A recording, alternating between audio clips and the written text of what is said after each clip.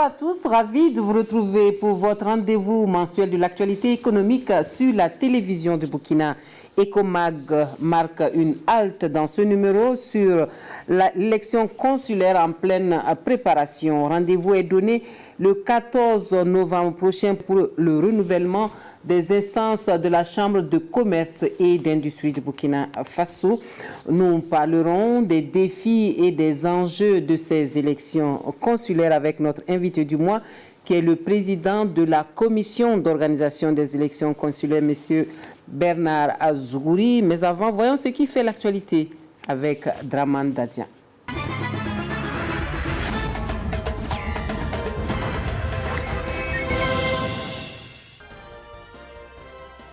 Le beurre de karité Made in Burkina est désormais identifiable par ce logotype.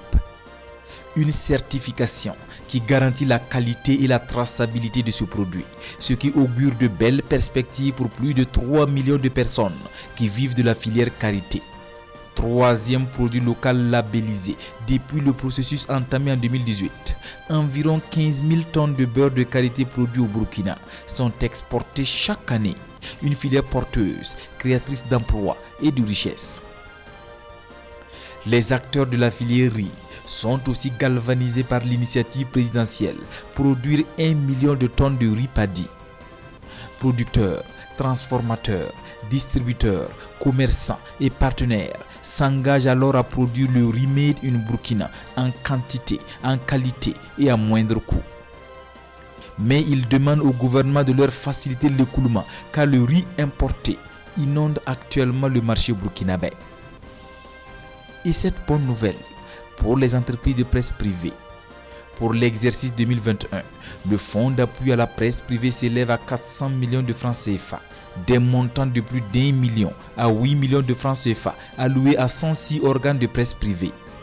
Une aide financière de l'État pour soutenir les entreprises de presse privée dans leur mission d'exécution du service public, de sensibilisation et de communication. Le pays est dans une dynamique de développement et pour cela, il faut optimiser la mobilisation des ressources intérieures, rationaliser les dépenses et lutter contre la fraude fiscale. Après avoir décelé les insuffisances et incohérences du système fiscal burkinabé, au moins 8 recommandations ont été formulées à l'issue des assises nationales sur la fiscalité. Des recommandations à mettre en œuvre pour l'instauration d'une fiscalité de développement au Burkina Faso.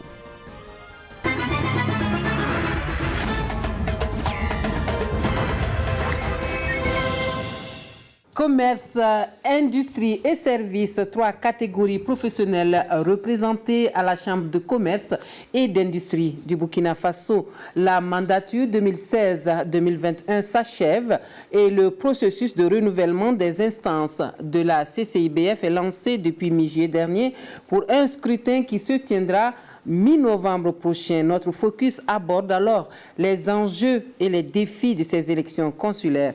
Nong Bakouda, Dramandadien. Ambiance électorale à la Chambre de commerce et d'industrie du Burkina Faso. La 10e mandature s'achève et rendez-vous est donné le 14 novembre prochain pour le renouvellement des instances de la CCIBF. Les élections pour cette nouvelle mandature vont permettre donc de magnifier la démocratie, de magnifier la vivacité au sein donc des acteurs du secteur privé en termes donc de participation à un processus qui permet donc de choisir leur premier responsable, mais aussi de contribuer par les échanges à ce qu'il y ait la définition d'un nouveau contenu qui tienne compte des nouvelles évolutions, qui tienne compte des questions que nous avons traversées inhérentes à la crise liée à la Covid-19, mais aussi qui prennent en compte les nouveaux enjeux qui sont l'avènement de la zone de libre-échange continentale africaine, mais aussi le fait que définitivement le gouvernement a pris le chemin de la transformation de nos matières premières au plan national à travers donc l'industrialisation. Je pense que c'est une structure qui est très importante pour nous et c'est pour cela que les élections qui la concernent revêtent la même importance. Dans cette salle, ils sont soit candidats ou réceptionnistes. Commerce, industrie et services sont les 3 catégories professionnelles où les dossiers de candidature sont attendus depuis le 2 août dernier. Le processus a commencé le 16 juillet avec la mise en place de la commission de l'organisation de ces élections consulaires. Elle est assistée par une sous-commission chargée du contrôle des listes électorales et un comité technique. Tous s'engagent à relever le défi. Nous notons comparativement à 2016 plus d'engouement parce que nous avons 86 points d'inscription sur l'échelle du pays, et à savoir les sièges au commissariat des gouvernorats, les directions régionales de l'industrie du commerce et de l'artisanat et les représentations régionales de la Chambre de commerce. À l'étape actuelle, nous continuons, tous les kits ont été remis aux points focaux à l'échelle du territoire, et même dans les zones à défi sécuritaire, les dossiers pour les inscriptions ont été transmis et reçus, et même que les inscriptions sont déjà reçues. Et donc c'est pour dire que nous nous réjouissons du fait que le scrutin puisse avoir un caractère effectivement national. Le contrôle des listes électorales donc consistera à constituer cette base dont l'élément déclencheur a commencé le 2 août et va se terminer le 22 août par la réception des dossiers des différents acteurs.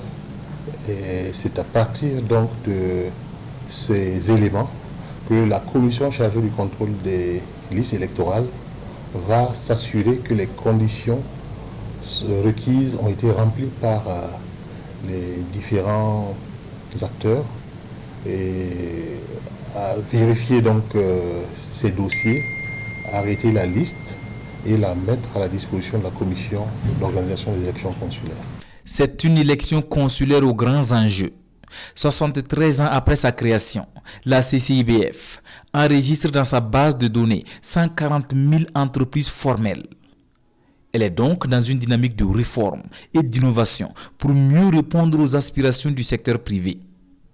Premièrement, il faut noter la suppression du poste de délégués consulaires régionaux. Ils étaient 19. Et la remarque principale qui a été faite, c'est qu'ils avaient un statut de membre consultatif et ils ne pouvaient pas participer à l'Assemblée générale de la Chambre de commerce.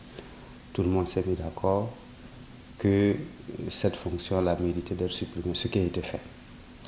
Et la deuxième innovation, c'est la reconversion du nombre de 19 délégués consulaires régionaux en sièges permanents, ce qui fait passer le nombre donc d'élus de 151 à 170.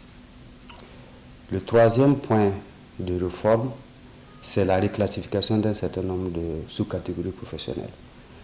Nous avons connu, par exemple, les hôtels et les restaurants qui étaient dans la même catégorie, et il y avait des difficultés parce que, quelque part, ils n'arrivaient pas à s'accorder, il y avait un effet de dilution. Donc, cette fois-ci, nous avons éclaté pour mettre les hôtels et hébergements à part et les restaurants dans une autre sous-catégorie. Il y a de même pour les banques et établissements financiers où on retrouvait les bureaux de change et les bureaux de transfert d'argent. Donc cette fois-ci, nous avons aussi séparé pour que les banquiers qui sont d'une corporation organisée avec des normes très précises se retrouvent dans une sous-catégorie différente des bureaux de change et des transferts d'argent. Comme autre réforme, nous pouvons noter la province qui a été retenue maintenant comme circonscription électorale en lieu et place de la région. Et ce qui fait que lorsqu'il y a un siège dans une province, les électeurs doivent voter ce candidat-là dans la province. Alors qu'avant, il y avait la possibilité de voter pour un candidat qui était d'une autre province que l'électeur. L'élection des membres du bureau consulaire se fait à bulletin secret. Le président de la CCIBF est élu pour un mandat de 5 ans, rééligible une seule fois. Au total, 9 principales innovations ont été introduites dans le régime électoral de la Chambre de commerce et d'industrie du Burkina Faso. Une structure d'appui au secteur privé, moteur de développement, elle est placée sous la tutelle du ministère de l'Industrie, du Commerce et de l'Artisanat. La Chambre de commerce est un établissement public à caractère professionnel à côté des autres structures d'appui au secteur privé, elle joue un rôle important en termes d'information, en termes donc de participation à la mobilisation de recettes, en termes donc de construction d'infrastructures, en termes donc de conseil aux acteurs du secteur privé et en termes donc, je l'ai dit, de contribution en termes de réflexion pour continuer à alimenter les décisions à prendre au plan économique. 170 élus consulaires sortiront des urnes au soir du 14 novembre 2021. Des élus qui vont signer un engagement de bénévolat, donc à servir la CCIBF sans aucune rémunération. En attendant, chaque candidat doit contribuer à l'effort financier d'environ 500 millions de francs CFA nécessaires pour l'organisation du scrutin. Des élections que le gouvernement souhaite transparentes et apaisées.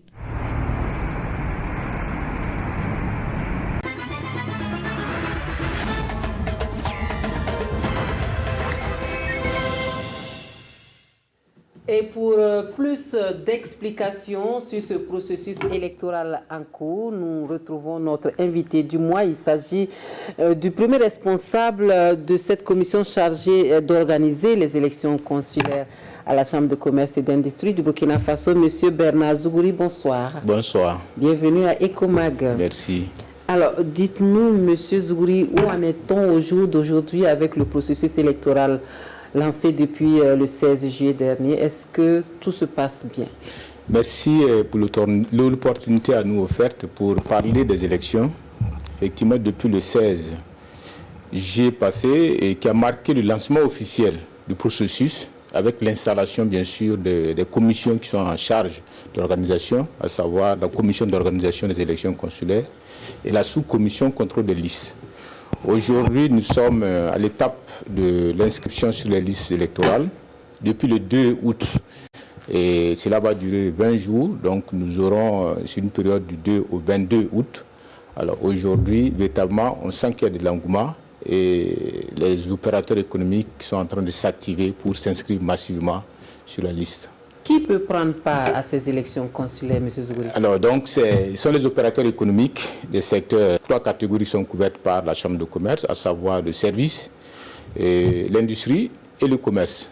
Alors, ça peut être aussi, c'est aussi les chefs d'entreprise et propriétaires qui dirigent leurs affaires ou des mandataires sociaux qui sont les représentants des sociétés et des personnes morales, bien sûr. C'est par exemple les PDG, les DG, et puis les dirigeants d'entreprises qui sont là, qui peuvent bien vraiment prendre part à ces élections. Un individu comme ça ne peut pas venir? Non, tant que tu n'es pas dans l'activité, il faut d'abord la condition, il faut être dans l'une des catégories, il faut exercer dans l'une des catégories, notamment le service, l'industrie ou le commerce, qui sont des domaines qui sont couverts par la Chambre de commerce.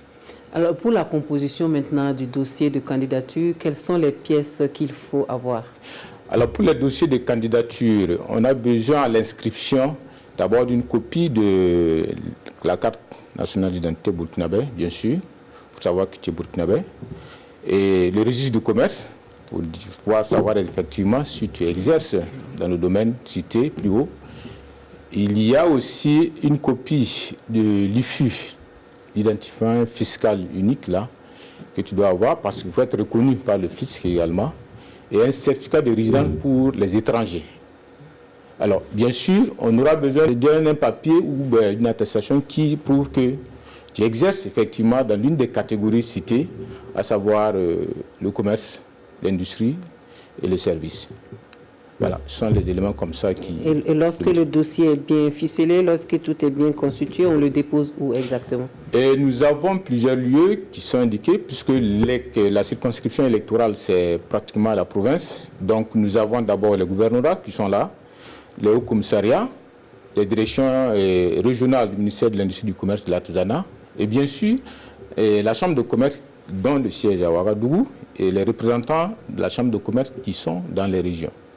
Alors donc, Les opérateurs ont cette possibilité d'aller là où ils désirent, là où ils résident, pour pouvoir vraiment déposer leur dossier. Et vous parliez tantôt de la période au cours de laquelle on peut déposer? Tout à fait, du 2 août au 22 août. C'est la période indiquée pour les inscriptions sur les listes électorales. Est-ce qu'il y a des chiffres? Est-ce qu'il y a un chiffre qui est annoncé? Combien il faut, par exemple, d'élus consulaires? Est-ce qu'on a une idée de combien vous attendez? Le nombre des élus cette année est de 170. Contrairement aux élections passées où ils étaient à 151. Cette année, nous attendons en tout cas 170 élus consulaires.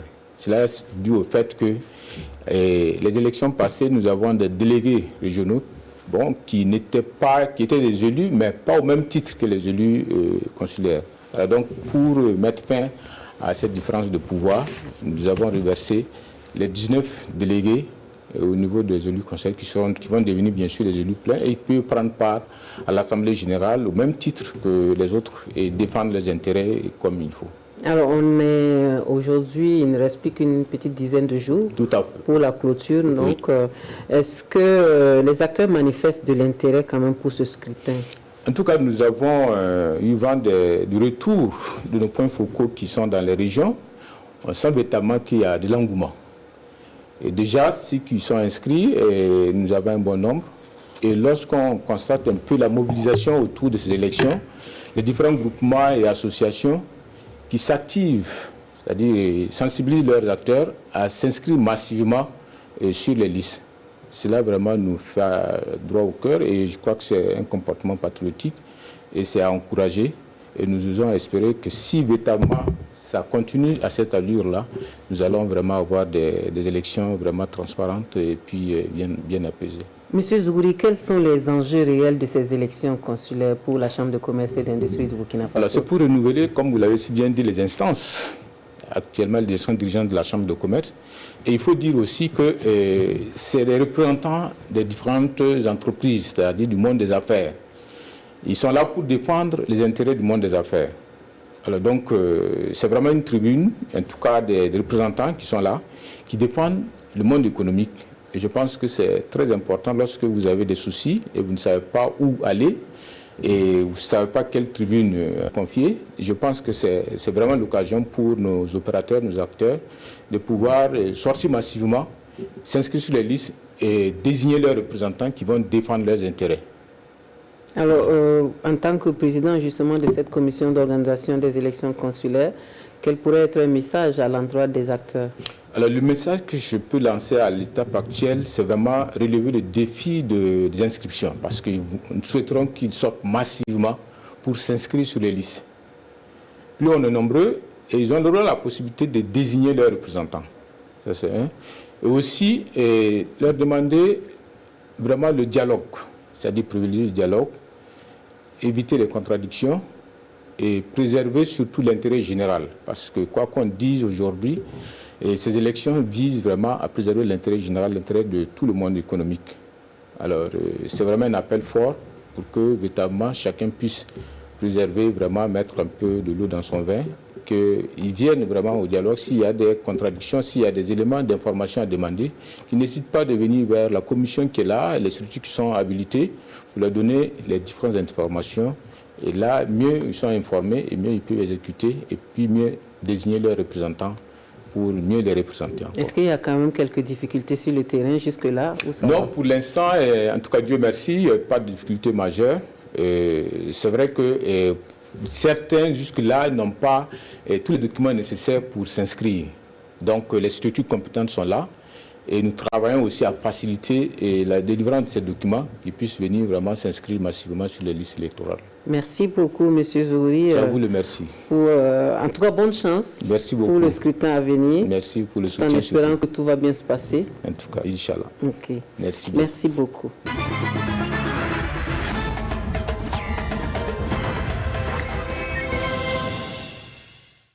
L'agenda économique à présent avec les différentes manifestations et activités commerciales à l'étranger et au Burkina Faso. Bien sûr, nous avons l'exposition universelle de Dubaï du 1er octobre 2021 au 31 mars 2022. Nous avons le salon méditerranéen du bâtiment du 6 au 9 octobre 2021 ASFAX, c'est en Tunisie. Et puis la mission économique et commerciale de la francophonie du 11 au 20 octobre 2021 au Vietnam et au Cambodge. Nous avons la 13e édition du Forum national de la recherche scientifique et des innovations technologiques, le FERCIT 2021, c'est du 26 au 30 octobre 2021 à Ouagadougou. Et puis la 6e édition de la foire internationale de Kaolack du 28 octobre au 14 novembre 2021 au parc des expositions de Kaolack, c'est au Sénégal. Nous avons enfin l'Expo Yelba du 5 au 7 novembre 2021 à Ouagadougou. Fin pour Ecomag ce mois-ci. Votre magazine économique a fait un arrêt sur les élections consulaires de novembre prochain à la Chambre de commerce et d'industrie du Burkina Faso. Le scrutin, c'est le 14 novembre 2021. Merci de nous avoir suivis. Nous saluons le partenariat entre la Chambre de commerce et d'industrie du Burkina Faso dont cette émission est le fruit. On se retrouve le mois prochain, Dieu voulant, pour d'autres actualités économiques sur la télévision de Burkina. À bientôt. Depuis 1948, nous œuvrons pour le développement économique et social du Burkina Faso. Fêtière des structures d'appui au secteur privé, nous faisons de l'amélioration du climat des affaires un défi de développement. Notre vocation, faire émerger un secteur privé dynamique et prospère par une offre de services variés et adaptés aux besoins des entrepreneurs. Information, formation, prospective et intelligence économique, appui conseil aux entreprises, promotion commerciale, développement et gestion d'infrastructures économiques. Institutions citoyennes, nous investissons dans le capital humain et contribuons à offrir un mieux-être aux populations. La Chambre de commerce et d'industrie du Burkina Faso, l'excellence au service d'un secteur privé prospère.